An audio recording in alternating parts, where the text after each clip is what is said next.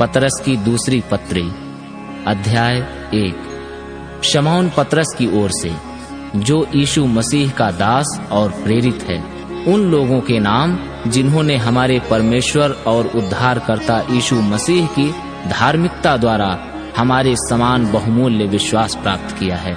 परमेश्वर की और हमारे प्रभु यीशु की पहचान के द्वारा अनुग्रह और शांति तुम में बहुतायात से बढ़ती जाए, क्योंकि उसकी ईश्वरीय सामर्थ्य में सब कुछ जो जीवन और भक्ति से संबंध रखता है हमें उसी की पहचान के द्वारा दिया है, जिसने हमें अपनी ही महिमा और सद्गुण के अनुसार बुलाया है, जिनके द्वारा उसने हमें बहुमूल्य और बहुत ही बड़ी प्रतिज्ञाएं दी हैं, ताकि इनके द्वारा तुम उस सड़ाहट से छूटकर जो संसार में बुरी अभिलाषाओं से होती है, ईश्वरीय स्वभाव के सहभागी हो जाओ।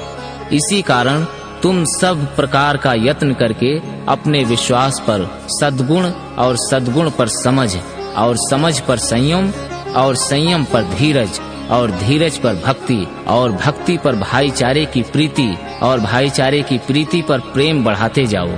क्योंकि यदि ये बातें तुम में वर्तमान रहें और बढ़ती जाएं, तो तुम्हें हमारे प्रभु यीशु मसीह की पहचान में निकम्मे और निष्फल न होने देगी। क्योंकि जिसमें ये बातें नहीं, वह अंधा है और धुंधला देखता है और अपने पिछले पापों से धुलकर शुद्ध होने को भूल बैठा है।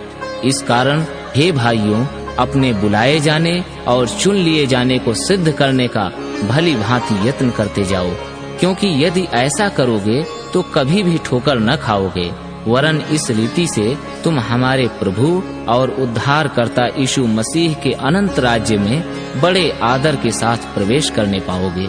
इसीलिए यद्यपि तुम ये बातें जानते हो और जो सत्य वचन तुम्हें मिला है उसमें बने रहते हो, तो भी मैं तुम्हें इन बातों की सुधि दिलाने को सर्वदा तैयार रहूंगा। मैं यह अपने लिए उचित समझता हूँ कि जब तक मैं इस डेरे में हूँ तब तक तुम्हें सुधि दिला दिलाकर उभारता रहूं, क्योंकि यह जानता हूँ कि मेरे डेरे के गिराए जाने का समय शीघ्र आने वाला है, जैसा कि हमारे प्रभु यीशु मसीह ने मुझ पर प्रकट किया है। इसलिए मैं ऐसा यत्न करूंगा कि मेरे कूच करने के बाद तुम इन सब बातों को सर्वदा स्मरण कर सको। क्योंकि जब हमने तुम्हें अपने प्रभु यीशु मसीह की सामर्थ्य का और आगमन का समाचार दिया था, तो वह चतुराई से गढ़ी हुई कहानियों का अनुकरण नहीं था, वरन हमने आप ही उसके प्रताप को देखा था। क्योंकि जब उसने परमेश्वर पिता से आदर और महिमा पाई और उस प्रतापमय महिमा में से यह वाणी आई, यह मेरा प्रिय पुत्र है जिससे मैं प्रसन्न हूँ। तब हम उसके साथ पवित्र पहाड़ पर थे और स्वर्ग से यही वाणी आते सुनी। हमारे पास जो भविष्यद्वक्ताओं का वचन है वह इस घटना से दृढ़ ठहरा। तुम यह अच्छा करते हो जो यह समझकर उस पर ध्यान करते हो कि वह एक दिया है जो अंधियारे स्थान में उस समय तक प्रकाश देता रहता है जब तक कि पौ न फटे और भोर का तारा तुम्हारे हृदयों में न चमक उठे। पर पहले यह जान लो कि पवित्र शास्त्र की कोई भी भविष्यवाणी किसी के अपने ही विचारधारा के आधार पर पूर्ण नहीं होती, क्योंकि कोई भी भविष्यवाणी मनुष्य की इच्छा से कभी नहीं हुई, पर भक्तजन पवित्र आत्मा के द्वारा उभारे जाकर परमेश्वर की ओर से बोलते थे।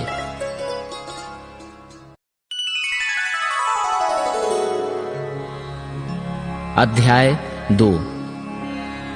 जिस प्रकार उन लोगों में झूठे भविष्यद्वक्ता थे, उसी प्रकार तुम में भी झूठे उपदेशक होंगे, जो नाश करने वाले पाखंड का उद्घाटन छिप छिपा कर करेंगे और उस स्वामी का जिसने उन्हें मोल लिया है इनकार करेंगे और अपने आप को शीघ्र विनाश में डाल देंगे।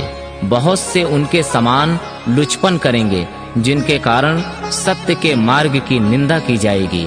वे लोभ के लिए बातें गढ़कर तुम्हें अपने लाभ का कारण बनाएंगे, और जो दंड की आज्ञा उन पर पहले से हो चुकी है उसके आने में कुछ भी देर नहीं और उनका विनाश ऊंधता नहीं।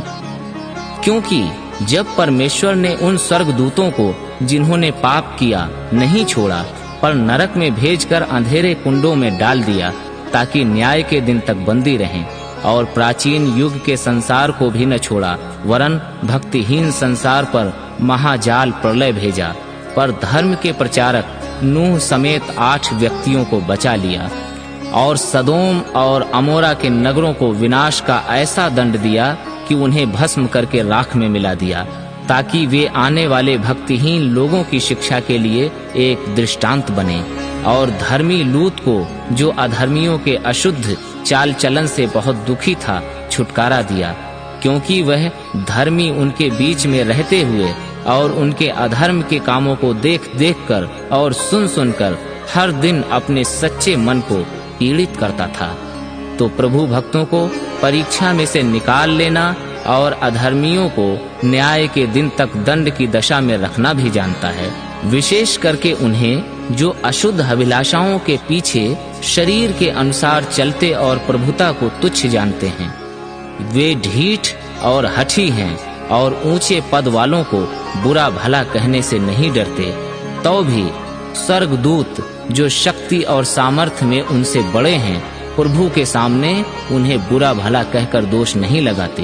पर ये लोग निर्बुद्धि पशुओं के ही तुल्य हैं, जो पकड़े जाने और नाश होने के लिए उत्पन्न हुए हैं, और जिन बातों को जानते ही नहीं उनके विषय में दूसरों को बुरा भला कहते हैं। वे अपनी सड़ाहट में आप ही सड़ जाएंगे। दूसरों का बुरा करने के बदले उन्हीं का बुरा होगा। उन्हें दिन दोपहर भोग विलास करना भला लगता है। ये कलंक और दोष है। जब वे तुम्हारे साथ खाते पीते हैं तो अपनी ओर से प्रेम भोज करके भोग विलास करते हैं। उनकी आंखों में व्यभिचार बसा हुआ है और वे पाप किए बिना रुक नहीं सकते। वे चंचल मन वालों को फुसला लेते हैं। उनके मन को लोभ करने का अभ्यास हो गया है। वे संताप की संतान हैं। वे सीधे मार्ग को छोड़कर भटक गए हैं और बाओर के पुत्र बिलाम के मार्ग पर हो लिए हैं, जिसने अधर्म की मजदूरी को प्रिय जाना, पर उसके अपराध के विषय में उलाहना दिया गया।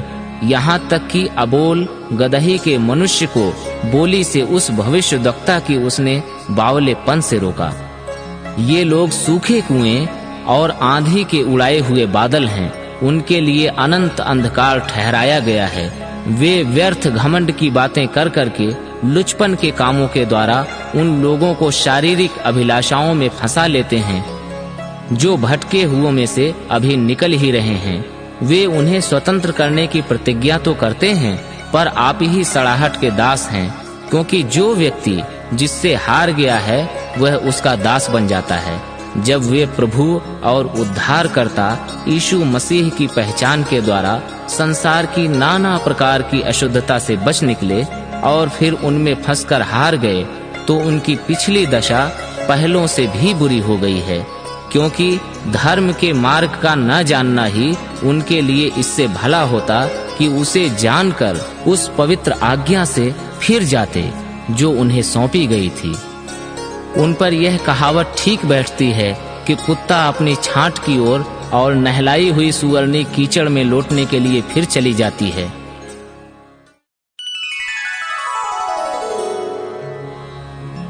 अध्याय 3।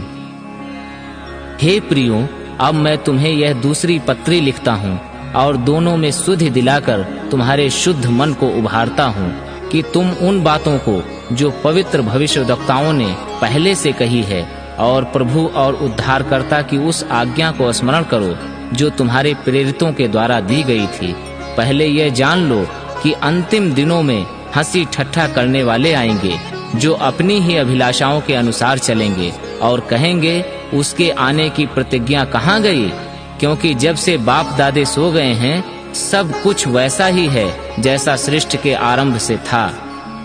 वे तो जानबूझकर ये भूल गए कि परमेश्वर के वचन के द्वारा आकाश प्राचीन काल से विद्यमान है और पृथ्वी भी जल में से बनी और जल में स्थिर है। इसी के कारण उस युग का जगत जल में डूबकर नष्ट हो गया। पर वर्तमान काल के आकाश और पृथ्वी उसी वचन के द्वारा इसलिए रखे गए हैं कि जलाए जाएं, और ये भक्तिहीन मनुष्यों के न्याय और नष्ट होने के दिन तक ऐसे ही रखे रहेंगे। हे प्रियो, यह बात तुमसे छिपी न रहे कि प्रभु के यहाँ एक दिन 1000 वर्ष के बराबर हैं और 1000 वर्ष एक दिन के बराबर है।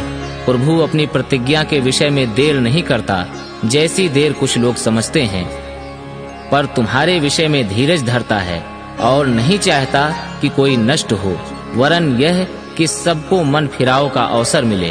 परंतु प्रभु का दिन चोर के समान आ जाएगा। उस दिन आकाश बड़ी हड़हड़ाहट के शब्द से जाता रहेगा और तत्व बहुत ही तप्त होकर पिघल जाएंगे और पृथ्वी और उस पर के काम जल जाएंगे।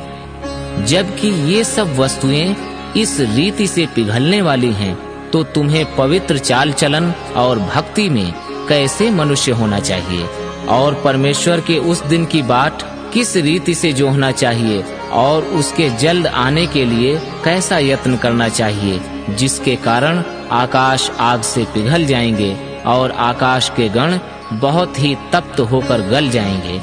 पर उसकी प्रतिज्ञा के अनुसार हम एक नए आकाश और नई पृथ्वी की आस देखते हैं, जिनमें धार्मिकता वास करेगी। इसलिए हे प्रियो, जबकि तुम इन बातों की आस देखते हो, तो यत्न करो कि तुम शांति से उसके सामने निष्कलंक और निर्दोष ठहरो और हमारे प्रभु के धीरज को उद्धार समझो।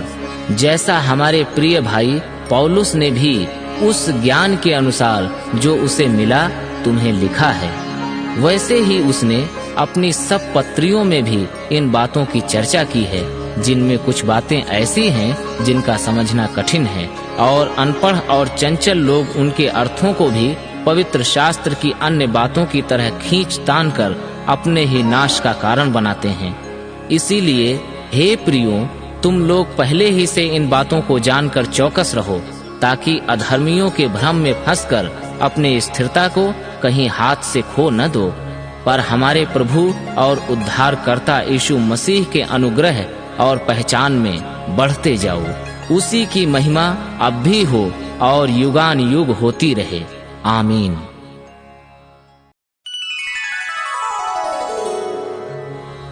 यूहन्ना की पहली पत्री। यूहन्ना की पहली पत्री के 2 प्रमुख उद्देश्य हैं। पहला, अपने पाठकों को परमेश्वर और उसके पुत्र यीशु मसीह की सहभागिता में जीवन व्यतीत करने को उत्साहित करना, और दूसरा, उन्हें झूठी शिक्षा का पालन करने, जिससे यह सहभागिता नष्ट हो जाएगी, के विरुद्ध चेतावनी देना। यह झूठी शिक्षा इस धारणा पर आधारित थी कि बुराई भौतिक संसार के संपर्क में आने का परिणाम होती है और इसलिए यीशु परमेश्वर का पुत्र वास्तव में एक मनुष्य हो ही नहीं सकता। इन शिक्षकों का दावा था कि उद्धार प्राप्त करने के लिए एक व्यक्ति को इस संसार के जीवन से संबंधित बातों से मुक्त होना होगा, तथा वे ये भी सिखाते थे कि नैतिकता या अपने भाई से प्रेम रखने जैसी बातों का उद्धार से कोई संबंध नहीं है। इस शिक्षा के विरुद्ध लेखक स्पष्ट रूप से ये दर्शाता है कि यीशु मसीह एक वास्तविक मानव था, तथा वह इस बात पर बल देता है कि वे जो यीशु मसीह में विश्वास करते हैं और परमेश्वर से प्रेम रखते हैं, अवश्य ही आपस में एक दूसरे से भी प्रेम रखें।